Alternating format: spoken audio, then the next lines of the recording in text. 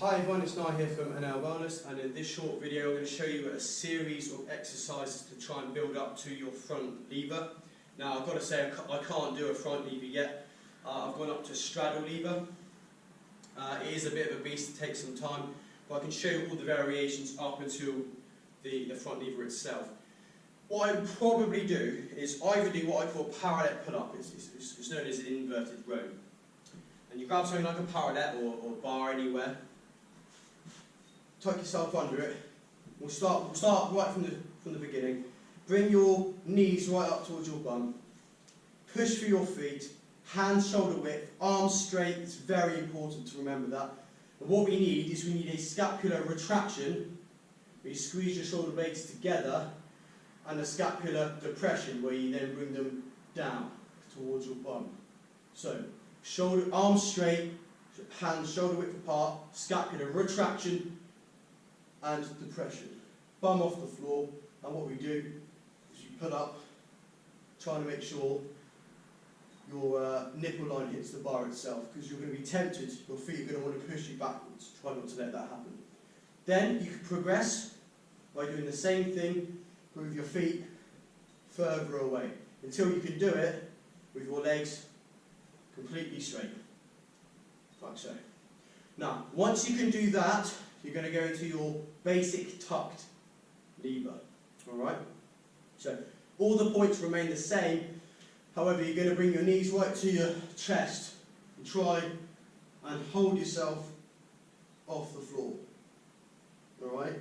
Now, I've read loads of different calisthenics literature, and most people advise that you can hold that for a good 15 seconds before you move on to the next. Some say 30. Okay? I'd be inclined to say at least 20 seconds. Now from there, you go into what we call an advanced tuck, where we're going to actually open out and bring your feet more or less into the position I am now when I'm hanging. So I'd advise you start an advanced tuck and you slowly bring your legs further away. So advanced tuck, and then, basic tuck, and then advanced tuck, like so. Now, once you can do that for 20 or ideally 30 seconds at a time, we're then going to extend one leg straight to do a single leg front lever.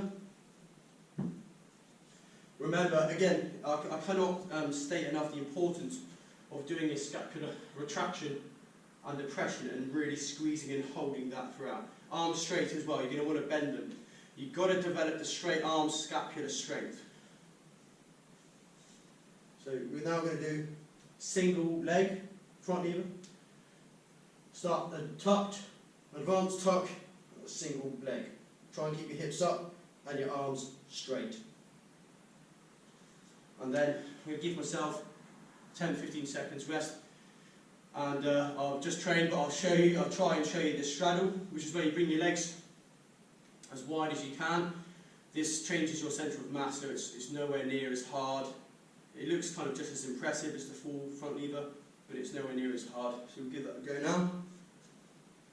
So arms shoulder width, knuckles forwards, arms straight, scapular retraction and depression. Start in advanced tuck, move basic tuck, move to advanced tuck, and then from there you can go into straddle. So give it a go, like so. Now, as that's the progression, if you will, I'm currently working on, sometimes I might only be able to hold that for 3 to 5 seconds at a time. So I would do 6 to 10 sets with a good 2-3 minute rest in between, depending on how I'm feeling, between those short, sharp efforts. But I'll do a separate calisthenics video on how to choose the progression and how to also work your maximal strength, and how to actually ensure you're getting enough training volume in. And normally I'll briefly mention it here. You try and do your maximal sets for say 5 to 10 seconds, but you'd also then go probably 2 regressions back.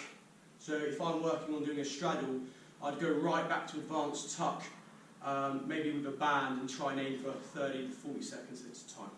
So I hope that made sense, and that is